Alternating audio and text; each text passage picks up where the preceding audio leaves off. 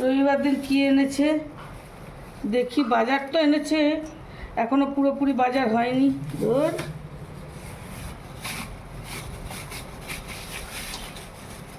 মাছ, কি মাছ ম্যাডাম? কাতলা মাছ। এই যে। আর কি এনেছে? আর একটা টোপলা আছে। এই টোপলাটা কি আছে দেখি।